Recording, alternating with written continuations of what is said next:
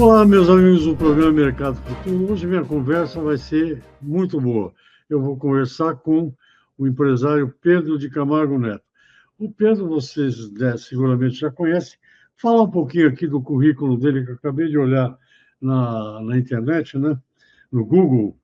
O Pedro é engenheiro civil, formação é de engenheiro civil pela Poli aqui de São Paulo, a USP. Ele é mestre pelo Massachusetts Institute of Technology, nos Estados Unidos. PhD, né? PhD pela engenharia de produção, também pela Poli.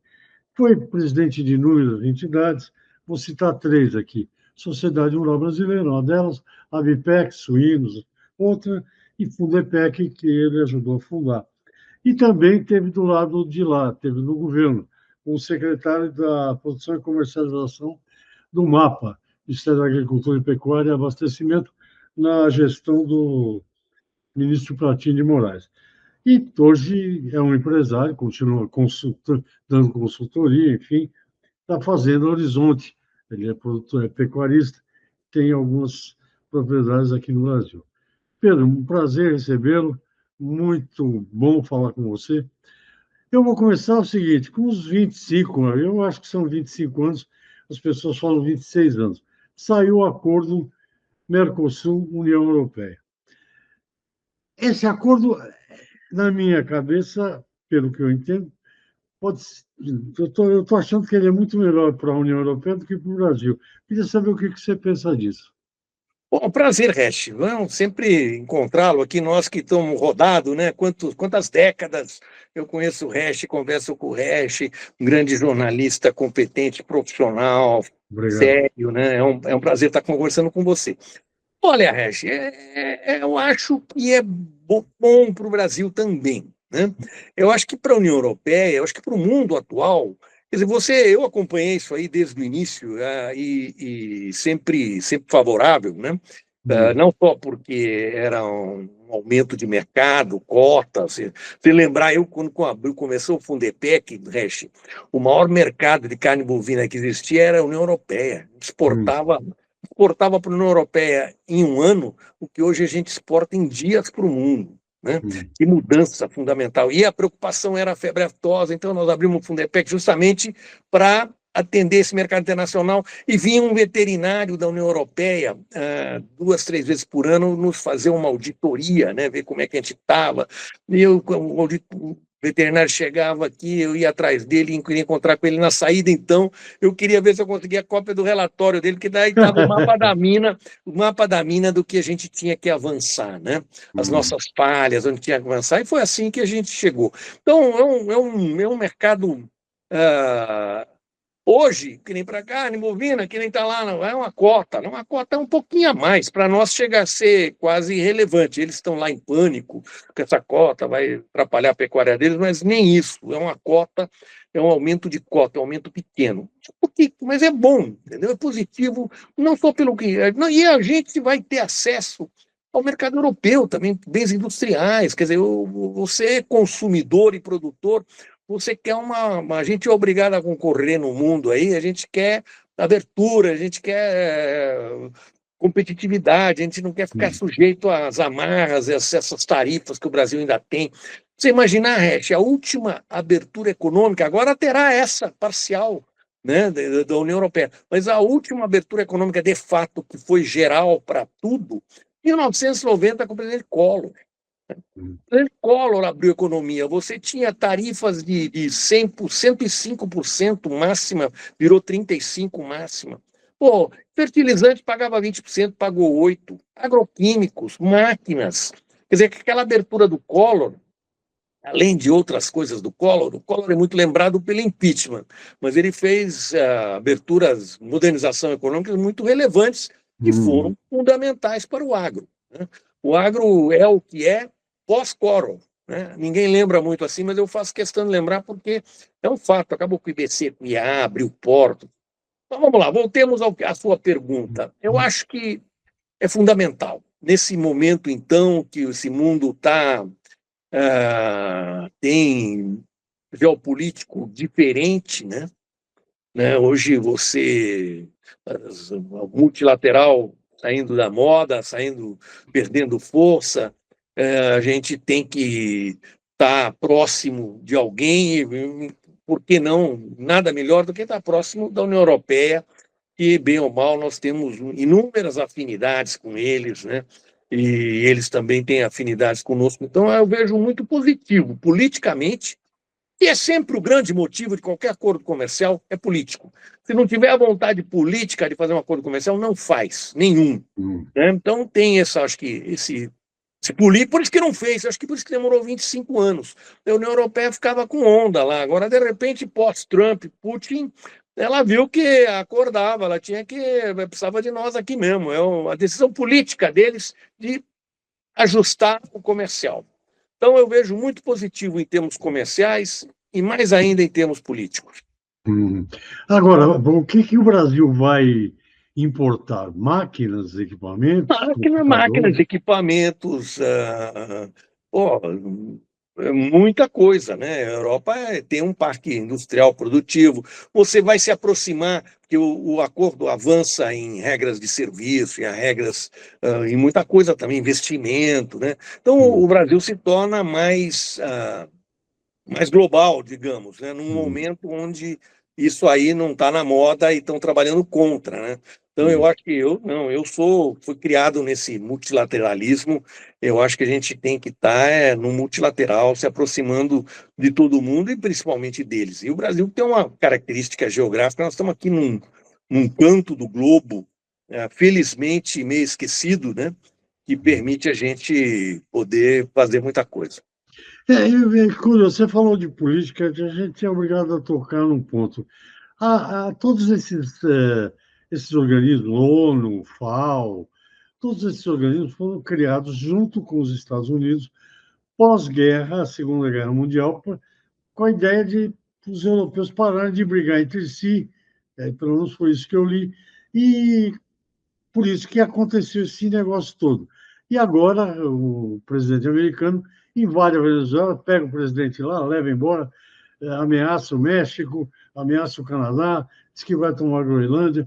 Quer dizer, nesse cenário, o Brasil e a Europa, o Mercosul e a Europa se juntando, é completamente, como dizem os franceses, démodé, né?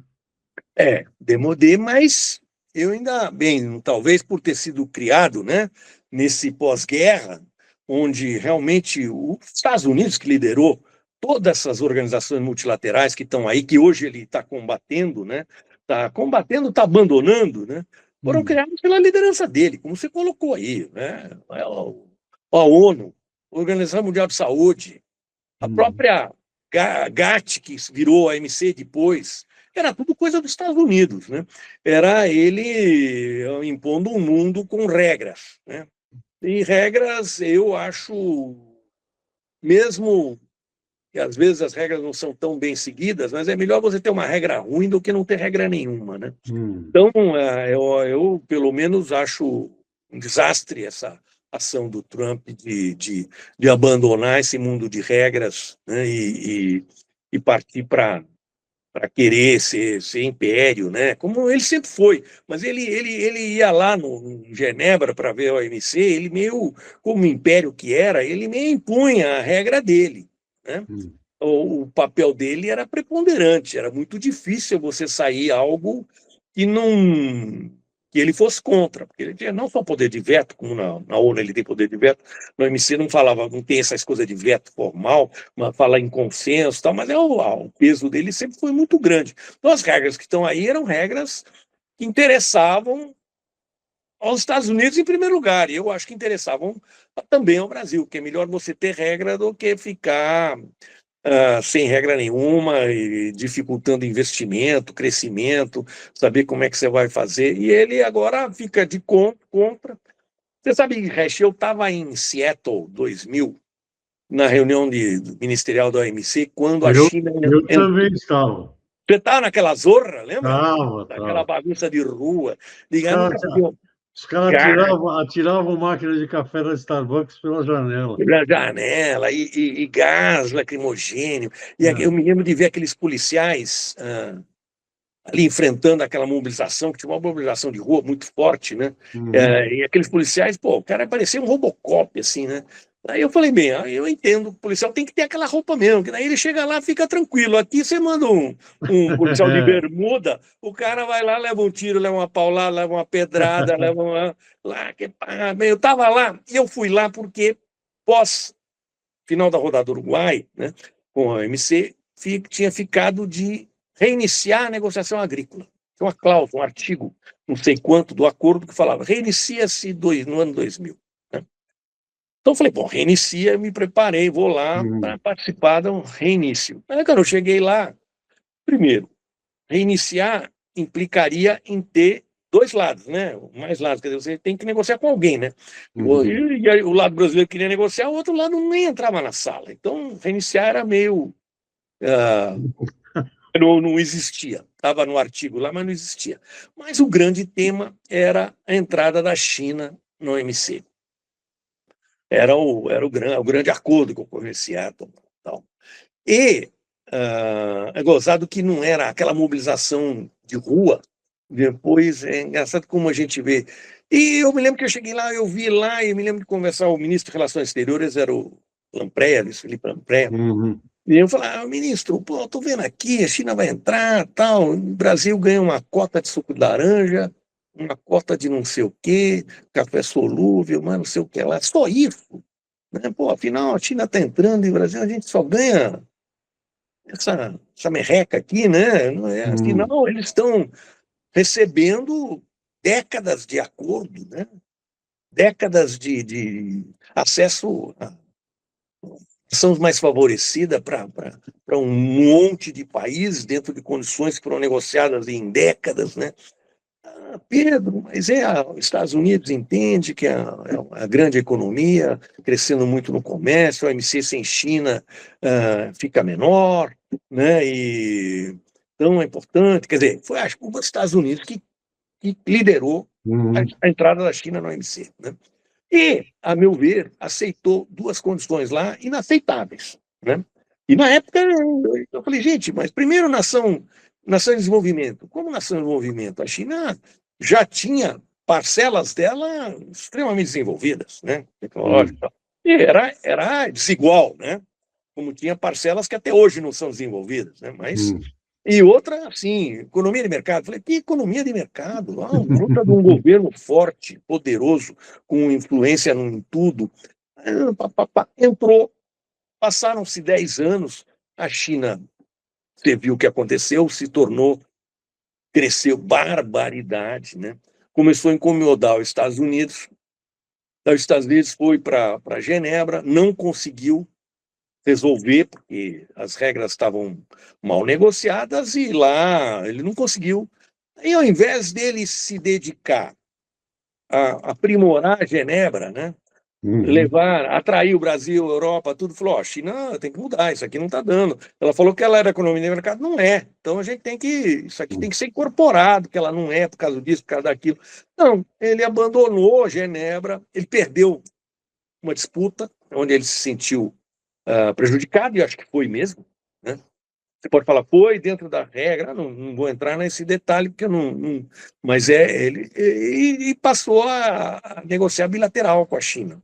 Aí entrou o Trump, primeiro mandato, continuou no bilateral com a China, quebrou a cara, né? Aí vai, sai, entra Biden, também não dá bola para a OMC, também não dá bola para a OMC, muito pelo contrário, de costas, e entra o Trump e não saiu da OMC ainda, não sei por quê, porque saiu da OMS, saiu do Acordo do Clima, saiu de todas, né? É uma perda. Então, na hora que o Brasil e a União Europeia vêm e fazem um acordo de regras, né, favorece um mundo de regras, mundo de comércio e mundo de o resto, regra para tudo, né? Regra é lei, né? Mesmo que a lei às vezes não é o que você quer, é melhor você pelo menos saber o tamanho da encrenca do que você ser, de repente, de um dia para o outro, ter uma surpresa. Duas coisas eu queria falar, vou dar um pequeno intervalo. A primeira é o seguinte, na minha cabeça, né, mas eu também sou de geração pós-guerra. Está ruim a regra, tenta mudar, não vai contra tudo que está construído, é a minha opinião, né? Não É a minha abandona. também. E a segunda coisa que você não falou aqui, para dar um relaxamento aqui na conversa, você não falou do Collor, graças ao Fernando Collor, que chamou os carros brasileiros de carroça, que nós temos os automóveis hoje em cima da linha. Você concorda comigo, né? A abertura econômica. É, Collor. pois é. Pois é. Collor. O fertilizante é mais barato, a agroquímica é mais barato, o trator se enquadrou, né? Se você e o seu Collor, o Hash, Collor não, primeiro, essa abertura econômica de tarifa, que foi a única, pô, já são décadas e ninguém faz outra, né? Uhum. Daí você tem, tinha Banco do Brasil tinha carteira de comércio exterior, CACEX, Uhum. onde toda a guia de importação e exportação passava lá e o diretor da CACEX tinha que carimbar, liberar importação e liberar exportação. Então Muito você tinha tempo, Carlos Viacava. um regime autárquico, né? Uhum. Então aquilo lá era sempre antiagrícola. Né? A indústria de confecção segurava o algodão aqui para eles, a não sei o que lá segurava aqui lá para eles. Não sei o que lá, então, o Collor acabou com a Cassex. Né? Então, foi um avanço de comércio exterior tremendo. Né? Depois, duas coisas que ele. Por portos, você não lembra, tinha capatazia, você pagava taxa, tanto por saco. Né? Então, porque tinha o sindicato dos portuários lá que comandava os portos e aquilo era, ele chegou, liberalizou aquilo, permitiu terminal graneleiro lá em Santos mesmo, né? Nos portos que a gente tem, frente para o mar existente, né? Terminal graneleiro não existia, porque as capatazias não permitiam. De repente, graneleiro construíram. Terminal de container não existia. Também isso é pós-Collor. Né? Daí, outras coisas setorial. IBC e IAA. Né? Uhum. Você pega o IAA, tinha todo o comércio exterior era estatal, né? Isso é, ele que vendia, né? Uhum. E só vendia açúcar do Nordeste. São Paulo era proibido exportar açúcar. Estava na lei. Né? No momento que ele fechou o IAA, liberou a exportação de açúcar. São Paulo cresceu barbaridade. No Brasil, no instante, se tornou grande exportador, para mais no futuro ser o maior exportador de açúcar. A IBC também, IBC tinha um monte de Café. taxa, café era compra, vende, preço mínimo, preço aquilo, estoque, não sei o que lá, além das maracutaias, que eu não quero nem entrar também, e há tem um monte de maracutaia, né? Mas em termos de corrupção, hoje em dia a gente tá professor, então não dá nem para entrar. Vem Lá era melhorando. batedor, o IBC era batedor de carteira, não era corrupção como essa que a gente tem hoje aqui. Lá, mas tinha batedor de carteira ali, permanente, para você conseguir isso. Tinha batedor de carteira naquelas guias de importação, mas não era corrupção como aqui a gente tem hoje, institucionalizado, Banco Master, era batedor de carteira. O fato é que tinha isso. Então acabou, o café virou qualidade, né? Você passou a ter qualidade. Você entrava num mercado aqui em São Paulo, ou em qualquer lugar, você via lá, era um café ruim. Né? Uhum. Hoje você entra lá, você tem lá Arábica Sul de Minas, Arábica não sei o que lá. Tá. E isso veio tudo pós a intervenção, acabar com o PC, É que verdade. liberalizou a intervenção. E você ia para o exterior, Brasil, o maior exportador de café, você ia lá, não tinha. Tinha café da Etiópia, café da Colômbia, café não sei o que lá. Às vezes você via lá Santos. Né? Uhum. Era o que você via. Hoje você já tem uma valorização dos cafés brasileiros, das regiões brasileiras. Também foi fim do IBC. Então, o Collor ele vai sempre lembrado pelo impeachment, pelos 50 mil que ele segurou no banco, lembra aquela loucura, né? Mas a agricultura, o agro que está aí, é resultado principalmente daquelas medidas do Collor de março de 90. Acrescento também Lei Candir, né? Que já foi no governo Fernando Henrique, na verdade devia chamar Lei Mendonça de Barros, que se não fosse o secretário de Política Econômica, José Roberto Mendonça de Barros, não tinha saído, mas o Candir, que era ministro, já tinha como o Senado tinha lá ainda protocolado a lei, e isso foi um grande avanço também, que aumentou a competitividade da agricultura brasileira. Mas é isso aí, mudou muito, viu? As pessoas esquecem, ficam falando muito de produtividade agronômica, que realmente os índices aumentaram, né? Uhum. Aumentou muito o índice, mas ah, o macroeconômico, estrutural, foi o Collor. Aham. Só duas coisas. Nós vamos ao intervalinho, eu converso com o Pedro Camargo Neto, e quem me detalhou todos esses avanços que você está me falando agora, e detalha com riqueza de detalhes, porque ele estava lá, é o Cabreira, né? Que foi o ministro da Agricultura mais jovem desse país. Vamos a um pequeno intervalo, eu volto já.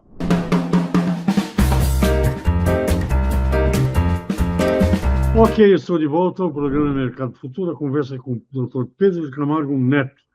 Doutor Pedro, saindo do Mercosul e da União Europeia, que muito ainda nós vamos falar sobre esse assunto, porque até agora ainda estão, dizem, segundo o Janck, o Marco Janck, não tem mais nada que rever nesse plano, que já reviram tudo em 25 anos. Mas os europeus ainda querem rever umas coisas. Mas, enfim, a agricultura brasileira. O Brasil deve produzir aí quase 180 milhões de toneladas de soja, só soja. Milho, com a história do etanol de milho e com o tal do DDG, que é para alimentar bovino, o Brasil já está aí com 130, 140 milhões de toneladas. As cotações dos produtos não estão maravilhosas, mas não estão horríveis, porque senão o Brasil não estava plantando tanto assim. Como é que você enxerga a agricultura hoje? Isso aí não tem limite? Isso vai continuar crescendo? É uma preocupação, né? É uma preocupação porque esses 20 anos, né? Quer dizer, o Collor é 30, mas você pega ah, o aparecimento da China, né? Como grande compradora, você vê soja, carne, a China, 1 bilhão de habitantes, né? E a urbanização da China, né? O enriquecimento da China, né? O aumento de poder aquisitivo do consumidor chinês, e que influi agora também em outros países da Ásia, né? Mas tudo aconteceu nesses anos e o Brasil surgiu como o grande supridor, né? Ele estava preparado, né, para esse crescimento. Eu acho que o Collor fez, né, Lei Candir fez, foi preparar o Brasil para esse crescimento. Agora, o crescimento continua. Eu acho que tem difícil dizer, falam que ainda tem muita fome no mundo. Bem, tem uma coisa que ninguém fala e que é difícil de compreender, que é a África, né? Que a África é um país enorme, muito pobre, que teoricamente tem muito consumidor lá também, mas tem uma possibilidade de também produzir para eles mesmos, né? Mas a China produz muito para ela mesma, hein? Não é que ela não se deixa ficar dependente do Brasil. É que ela é tão grande que, mesmo importando um pouco, é muito, né? Eu acho que a grande perda, o que eu sinto a gente ver o cavalo arriado passar e não ter montado, eu não sei se monta mais, foi nos biocombustíveis, né? Porque você pega, você falou aí do etanol de milho, né? Que pô, o Brasil era líder, etanol de cana, isso é 30 anos atrás, né? Pro álcool, né? É dessa época, né? O anterior ao Collor, né? Pro álcool é anterior ao Collor. Década de 70, né? Daí você viu o biodiesel, né? Tal, tá. Aí você viu, de repente você faz uma reunião no Brasil para tratar da questão do climática, que basicamente é da questão de emissão de gás carbônico, né, dos gases de efeito estufa, né? Onde uma das respostas são os biocombustíveis, uma delas, né? E não é assunto. Em Belém, biocombustível não foi assunto, etanol, biodiesel, não foi assunto. Eu não entendo como é que o setor deixou acontecer isso. Eu não vi a Biov falar de biodiesel em Belém, não vi a Única falar de etanol em Belém, não vi como é que é bio, não sei, etanol de milho falar. Quer dizer, não, o Brasil, o biocombustível teria que ser um grande tema para Belém, não foi, né? Porque então a gente está aqui preocupado em a gente usar, né? Então vamos usar desde que se o petróleo cair. E aí, qual é o tema de Belém? Exploração da margem equatorial, mais petróleo barato. Então eles falavam, não, nós queremos petróleo barato, bem baratinho para atrapalhar o etanol e atrapalhar o biodiesel. É isso que está acontecendo. Você viu que a Petrobras já baixou o preço da gasolina, atrapalha o etanol de cana, que não está essa maravilha, e vai atrapalhar o etanol de milho e o biodiesel, que já está sendo fraudado, porque o biodiesel de soja é mais caro do que o de petróleo, então já tem fraude na mistura. Caindo o petróleo, caindo os preços, vai ser mais difícil. Quer dizer, o setor deixou passar, né? Eu não entendi, eu tentei, falei com um, com outro, escrevi, falei, mas o fato é que o Brasil. Porque os outros países deixaram, a Europa fala, não quer consumir, não é nada. O Brasil, com o potencial que tem, você podia produzir alimento e biodiesel, e etanol, e SAF, aviação, marítimo. Todos os biocombustíveis tinham que ter sido um grande tema, que não foi. O que aconteceu, de fato, na questão tecnológica, dessa questão climática? Foi essa placa solar chinesa, né, que é um milagre, né? Quer dizer, cai de preço todo ano, você não sabe como é que eles conseguem fazer tão barato, né? Então, ampliou todo o telhadinho do Brasil, já tem uma plaquinha, e você vê hoje grandes fazendas solares, né?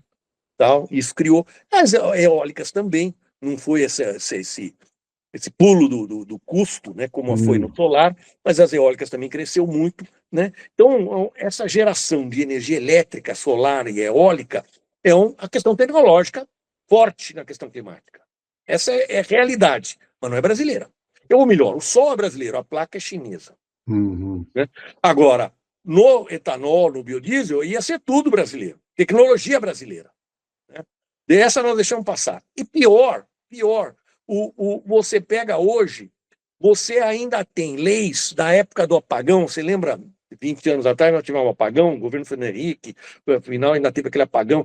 Então, com aquele apagão, tem duas legislações que criam a geração térmica, porque como faltou energia, então eles chegaram à conclusão que o Brasil faltava estabilidade na oferta de energia elétrica, então se criou a história da térmica, né? Então, você contrata a térmica, paga para ela existir, para ela estar disponível para você ligar na hora que faltar, né?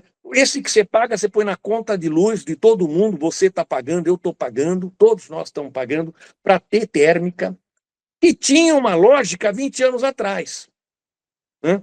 Depois da eólica e da solar, não tem mais lógica. Mas também não está na agenda de Belém, não está na agenda do Brasil. E tem leilão de térmica a carvão sendo renovado. Carvão, que é o mais emissor de gás de efeito estufa, o Brasil ainda faz, porque está na lei lá. Agora, revisar a lei, quer dizer, toda essa geração térmica de energia elétrica, que é basicamente fóssil, tem alguma coisa de bagaço, mas é mixaria. O forte é fóssil. Tem a lei, estão mantendo a lei, não falam em revisar a lei, e nós aqui, vamos ficar pagando conta de energia elétrica cara como a gente paga. Porque tem leilão, e o leilão não entra no orçamento, entra nessa conta, isso é uma conta de energia elétrica que paga o leilão para ter térmica a carvão. Teve ainda 2 meses atrás, teve um leilão de térmica, renovou, vão ter outros. O negócio de térmica no Brasil é um negócio bilionário, interesses enormes, né? Todo mundo numa boa, né? Você me desculpe, pô. E nós do biocombustível falando sozinho, preocupado aqui. Daqui a pouco a gente vai estar falando aqui que o preço do etanol está ruim, a gasolina está barata. Agora, se você não conseguisse incluir etanol, se você não conseguir incluir o custo da externalidade do combustível fóssil, que petróleo emite gás, agora, gás de efeito estufa. Então, ele é ruim. Então, como é que você corrige isso? O jeito é você levar em conta que ele é ruim. e não permitir que ele, cada dia mais barato, atrapalhe o bom, que é o nosso etanol e o biodiesel, como está acontecendo, né? É uma pena, viu? É um problema que a gente vai enfrentar, Rocha. Daqui a uns 2 anos a gente faz outra entrevista aí, o pessoal reclamando do preço. E você, se você não inclui essa questão da externalidade do fóssil na questão ambiental, não inclui mais, porque depois é inflação, entendeu? Depois ninguém quer. Vai ser difícil. E o setor não colocou, não pautou em Belém. Passou batido. Não, o agro foi do Belém, né? Cheio de coisa agora, não Como? falou. O Mas não agro. foi em Belém. Todo mundo, teve muita gente em Belém. Eu não fui Hum, porque não tinha hotel, era uma zorra. Eu falei, eu era contra, já tinha um hum, discurso contra. Eu falei assim, também vou lá. Eu não só era contra, como meio isolado, né? Falando sozinho, falando para a parede. Eu falei, eu não vou ficar num hotel ruim, caro, falando para a parede, seu chato, né? É o chato, hum. eco-chato. Né? Não, né? Eu falei, copo chato, eu falava, eu escrevi um artigo, eu copo chato, eu sou um copo chato. Porque, pô, os caras, maravilha, tal, bora, agrizone, maravilha da agricultura brasileira. E o combustível, e o diesel, Uhum, e o etanol, e o uhum. SAF. Não, Né? é uma coisa curiosa que tem umas coisas que aparecem no Brasil que não são programadas, pelo menos parece que não. Essa história do milho, esse DDG é o maior sucesso na pecuária. Isso aí É, não estava no plano de ninguém. de ninguém. É um Para falar a alimento. verdade, essa explosão do milho, eu não previ, mas de maneira nenhuma. Né? Ah, eu Eu sou. nunca imaginei que a gente ia ser competitivo a esse ponto, que na hora que você é competitivo no etanol, pô, entra o DDG, né? E o DDG é suíno, é boi, é tudo, é proteína. E você vê, lá nos Estados Unidos, o DDG é super relevante. Mas eu Uhum. nunca achei que. Bem, o milho, o hash, estava na secretaria, né, de comércio lá do ministro Pratini, e me lembro de. Então, eu acompanhava comércio. Então, isso como é que é? Ano 2001, 2002. Né? Até que faz tempo, hein? Uhum. 2002. Somente 24 anos atrás, né? Uhum. Mas vamos lá. O Brasil era importador de milho. Sim. E grande. Grande, assim, em termos de mercado internacional. Tinha anos que importava 2, 3 milhões de toneladas, que era um negócio, mexia no mercado de milho. Uhum. Grande. Foi ali 2001, 2002, o Brasil exportou milho. Eu me lembro de ir levar para o Pratini. Falei, ministro, olha aqui, exportando milho.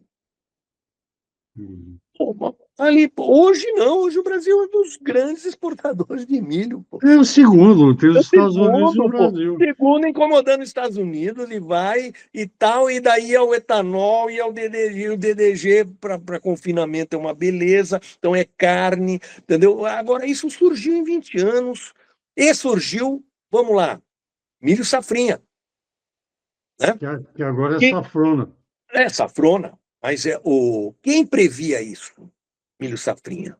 Uhum. Que ia ser, era ninguém, ninguém. As variedades de milho que estão aí, tudo variedade nova, tudo de milho safrinha, né? Essa segunda safra também foi uma surpresa que, que ninguém imaginava que o Mato Grossão lá ia fazer segunda safra tranquilo, sem problema de chuva, sem nada, né? Lá Uhum. chove muito bem, tem que continuar chovendo para você fazer, porque senão você faz, com irrigação você faz, mas com chuva, irrigação é caro, né? Então esse milho foi acho que ninguém previu. Com a nossa experiência que a idade traz, quando eu comecei a escrever sobre agricultura, o milho era o patinho feio, era o primo pobre da soja. O cara só plantava o milho se 2 sacas de milho tivesse o mesmo valor que uma saca de soja. Hoje não. Hoje o milho bem plantado, e tem que levar em conta, Pedro, eu vou dar mais um intervalinho e nós vamos para os finalmente. Tem que levar em conta que o Brasil ainda tem uma produtividade média de milho inferior aos Estados Unidos. Ainda pode, na mesma área, sem mexer em nada, essa produtividade ainda pode crescer 4, 5 mil quilos por hectare. Vamos ao intervalinho, você já volta para a gente finalizar isso aqui. Eu converso com Pedro Camargo Neto. Já estou de volta. Até já.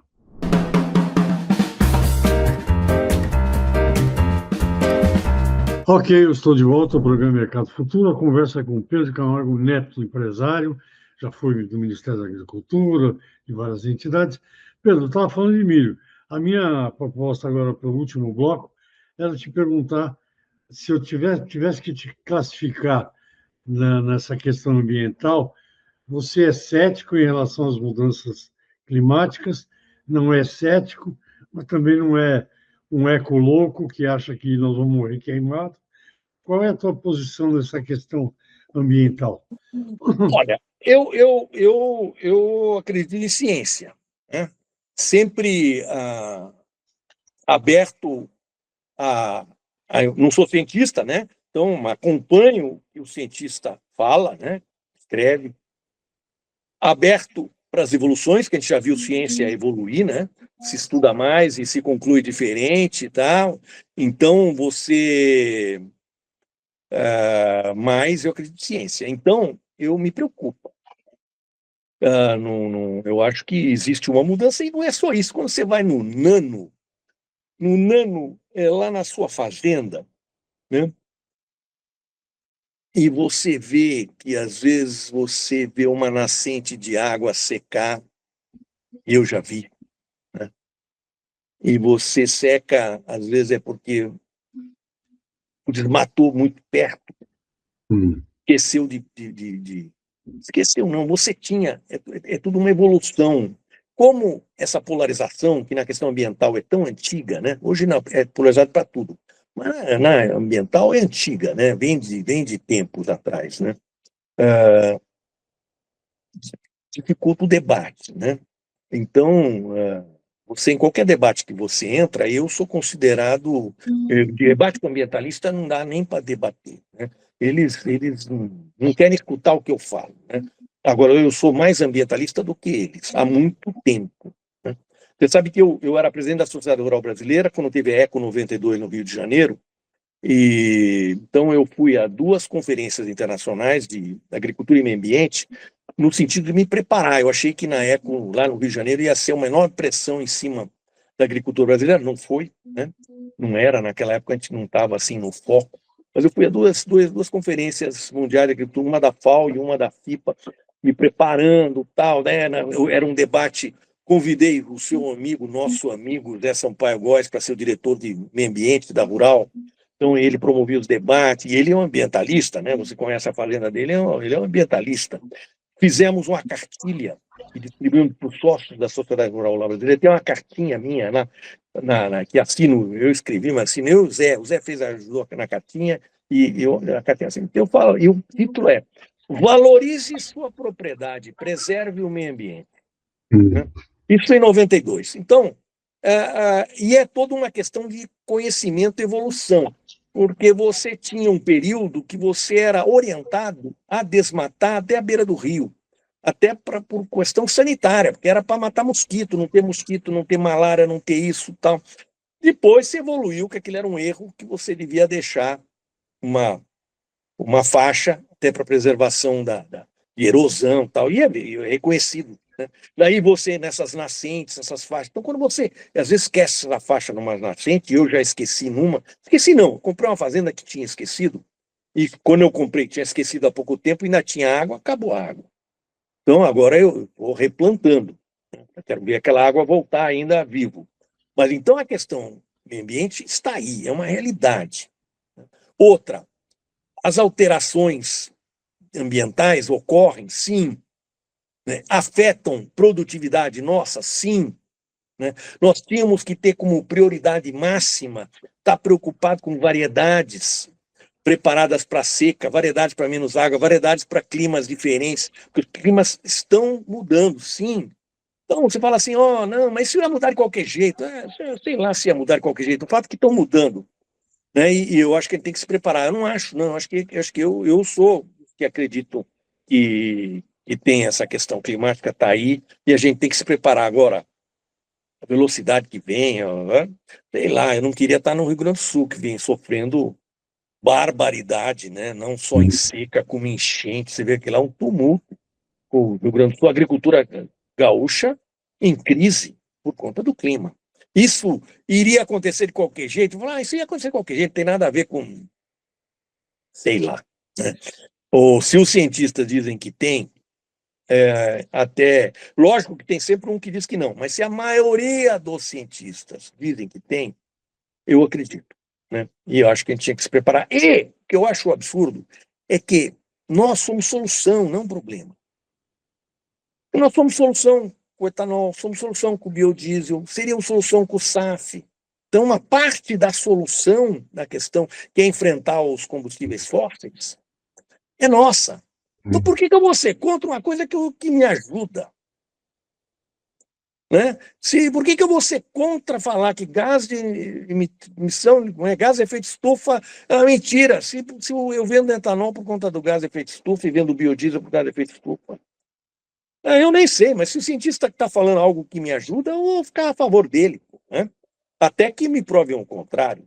Então, eu acho que a questão ambiental, ela está aí, está mal parada, você pega desmatamento, né?